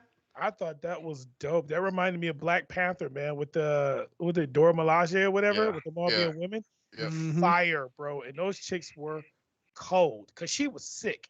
I'm like you, Danny. I would have loved to have seen her do a lot more than what we got to see, but I was hoping that they're just holding off for later after I saw that end credit. Well, I think that's what it was, though. I think that, honestly, like my argument about that was before I saw that end scene. Like, oh, okay, so now she's part 2. She's the bad guy now. So all that stuff, I think that's why I was kind of wrapping this with a little bow here. It's just like they treated her dirty throughout the movie. And it almost felt like, yo, listen, after the movie was done, he was just like, all right, so I'm back to ignoring you again, like he did for the last 20 years. Oh, exactly. And she low-key just went back and was like, no, 10 rings are mine. Now I got all this here. So I like that, though. This is a testament to genetics, bro. Because think about this. His dad wasn't crap until he met his mom. This is supposed to be so much love, but they have a horrible family dynamic without mom. He had to go back to China to fight, or Macau, to fight his dad to the death. And then he turns around and his sister becomes the villain afterwards. His family is screwed. He should not have kids. Let's just put that out there. Because they're all demons, bro. Something's wrong, man. We just lucked up and got him on the good side. Gee whiz. Well, that concludes everything that we wanted to cover with the movie. Thank you for all who's been staying with us here. We appreciate your patience. And obviously, if you like what you're seeing here, please like, share, and subscribe here. We are going to wrap things up with our rating from the panel here. We are down 1. That's okay. That just doubles our points. No biggie. So we are going to go around the room, ladies and gentlemen, starting off with my man Tank. 1 out of 5, House of Phantom Stars.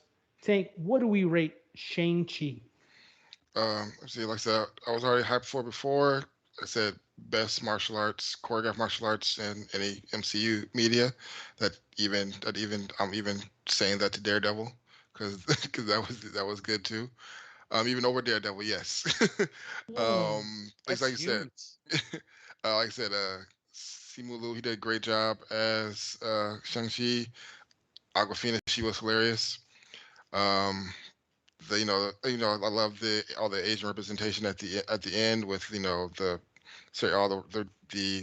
mythical creatures that they had. The overall story was was great. Like I said, just like you said, I mean, would have been nice. Like kind of do agree with that. It would have been nice to actually finally have a full villain who doesn't have some tragic backstory. But overall, I'll give it a 4 out of 5. Good. Okay, I like it. 4 out of 5 for Mr. Tank over there. Spike, you got anything to add on there? What's your score? 1 out of 5, sir. Yeah, I'm giving it a 4 out of 5 myself. Honestly, no, I'm gonna give it a 4.5. And the reason is I love the movie. I love the layout, how it looked. I thought the storyline was pretty good.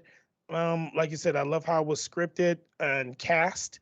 They did an amazing job with it. The only reason it doesn't get a 5 for me, and this is just me being a little nitpicky, I would have liked to see more fight scenes. of him really getting down like with the rings a little bit, even without that, like just fighting a little more of the villains here and there, as more opposed to the one-on-one and the mythical parts at the end. Just a little bit more filler in the middle of the movie, and that's just me because, like I said, it takes me as a throwback to the '90s movies and stuff like Yo, that. rock But on. That's all I feel you, man. I'm yeah, thinking like so a Jackie Chan yeah, hallway man, fight. Jet Yeah, I hear you, Li man. kind of, Yeah, so yeah, yeah. I agree because I was expecting like some more like a fight with the one I think his name was Death Dealer, the dude with the mask that was training him. Yeah, we didn't talk yes, about him, but I was yeah, expecting a fight with that's who him or should have been something and scrapping. nothing. that was a Exactly. letdown. Yeah, He looked I dope, and he's just like he got his soul sucked out. Well, yeah. I that mean, part, He's that little half part there is my four and a half for that. 'Cause that dude was a beast though. And he'd been whooping yeah. his ass for years. So hmm he definitely should have had a battle with him. Let's just throw that out there. Yeah, no, absolutely. That was kind of a waste of a cool looking character, but I call that the Boba Fett effect. that's Ah, That's very the exactly good what I Boba point. Fett thought of. effect. That's exactly what I That's thought what of when. Very good. everybody's gonna like that guy. Everybody's gonna buy his action figures and all that stuff. And he had like no dialogue, and he died like a wimp. He But really it is waste. what it is. That's why they don't pay me the big bucks. I got too many opinions. But having said all that, I'm gonna agree with the panel here as well. Well, more specifically, Tank, I rated this a 4 out of 5 too, as well. I gotta say, I mean, it was a pleasure watching this movie twice because not only did I get to see a good movie 2 times in a row, but I got 2 very different audience experiences here. And let me explain this to you guys here because that's for me is what made this movie really special for me personally is the experience I had in the theater. The first one I saw was obviously a private screening exclusive to a select few and a couple critics and here's like that. And the audience was rambunctious. They were excited. They were cheering. They were booing. And they were a really great crowd. Really great crowd. That definitely just, in my opinion, I love those. It amplifies the experience for me. It makes me like Absolutely. my movie and watching more. But when the second time around I wanted to go see it, I went locally in my area, and my theater was a lot more, dare I say, multicultural, right? There was a lot more Asian representation at the theaters, and it was young, old, first generation, so on and so forth. I mean, every age you can think of here, and it was such a unique experience because I remember the parts that in the first time I watched it, people laughed, people booed, and all stuff like that. And culturally speaking, it's very different watching it because they're much more respectful of the film. They stay more quiet. They're more, controlled in their emotions there. But what the parts about the movie that I liked the most was the smaller scenes, the scenes where, Shang-Chi went to go pick up Katie at her parents' house and they were all having breakfast and all stuff like that. And I think I don't know if they were called Mima, whatever her nickname was for grandma, but it was so funny and so cute just watching the audience react there because you can see the first generation kind of crack their shell a little bit and start giggling at that because it reminds them of how it is in their household. And then also the second generation as they're probably with their parents or their grandparents kind of giggling is like, yeah, you talk just like Mima. Like, when am I going to get married? And all those things there. So it was such a pleasure to obviously not only watch because it was a really good film, but I mean, this is for what it is. It is a first ever Asian represented superhero. I mean, we have tons of action stars. I know there's some conversation about that going on online right now with the main actor and some of the comments he's made recently. But I do want to distinguish that between action hero and first ever superhero. So Exactly. I think for the superhero part of it there, I think for a first run where it could have been rejected, it could have been too specific to one core group, and instead of exposing it to everybody and having everybody enjoy it, I think this was an extremely well done movie. I think it was great. I think it's great for everybody, whether you're, Asian or you're just a general audience member that likes Marvel movies. I think everybody who watches Shang-Chi will have something positive to say about it. It's that good of a movie. Yep. We strongly recommend it, guys. That is going to wrap us up here for our review of Shang-Chi. So before we leave, I do want to give it up to my co-hosts, Spike and Tank. You guys did a phenomenal job. Thank you for holding me down, doing this first time by myself without my mentor, without my partner in crime, Clark. You guys were wonderful. You are my brothers there. I appreciate you guys. Spike, do you have anything that you want to end off the show with, sir? Any final thoughts? Just to touch on a little bit of what you just said, man, I think that representation is absolutely important. It was wonderful to hear that, you You got to see the movie with members of the Asian community that really were able to rally around this movie and enjoy it. And as a black man, I felt the same way with Black Panther. Being able to see a hero when I'm such a fan of hero movies and that culture that looks like me was awesome. And so it made me feel really good. And I can only imagine how that would have felt to the Asian community to finally have that type of representation in the hero world or genre. So I think that's dope. And outside of that, I just want to thank everybody for rolling out, man. Our house is your house. Thanks, Spike. Well said, sir. I'm next. Spanish superhero coming up. Watch out. I don't know who's gonna be, but for me, it ain't Blue Beetle. I ain't that one there. I'll take it for now, but I want something better, something cool. Tick. You can have the tick. Tick Spanish? No, they're both blue. I thought he was They're just both blue, bro. okay. He's like, wait, what? No. I ain't gonna touch that one there because I'm offended right now. I put my heart out there for a second. I feel you. Bro. It's coming. Okay. Leave the best for last, like we always like to say here at the House of Fandom. Morpheus, how do you feel about this movie? What's your final thoughts? What do you want to say to the show, to the members watching here at home? Like I said, I told you. What? I told you to keep calling him more. He's going shade, ladies and gentlemen. Watch. No, I'm not. No, it's not happening. It's not happening at all. No, I said I love the movie. Like I said, I'm not going to go too much into it because Spike already did. I love that the Asian community got the representation of their first, Asian superhero, and there was, as far as I can remember, there was no stereotype nonsense going on. I said I'm excited to see where they go with the Shang-Chi. I like that he kept the rings because there was there was a risk of the having the is it called the Hawkeye effect, where because he didn't have like superpowers, he might have got pushed to the wayside. Kind of like how Hawkeye and Black Widow did for a little bit. So I'm happy he got kept the rings. I'm interested to see like if my theory is correct on where they come from. But yeah, overall, like I said, I love the movie.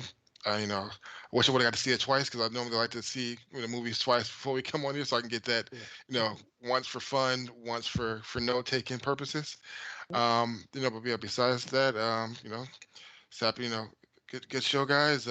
Everybody, check out the end song here that we're gonna play after Danny gives the final words. Is "Dark Thickness" by my boy Joel Torres, Steel Frame. Oh, I could have done it. I know Joel's name. I could have.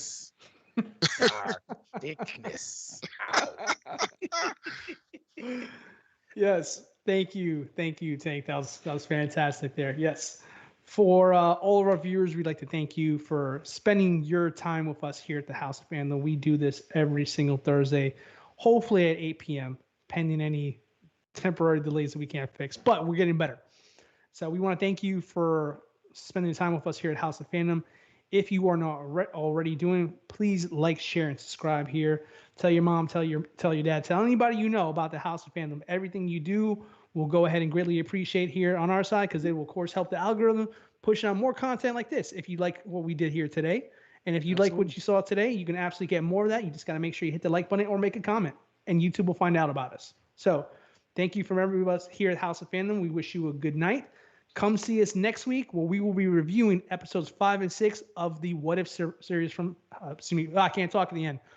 What If series from Marvel there. So, Danny 4K signing off with the team. We'll see you.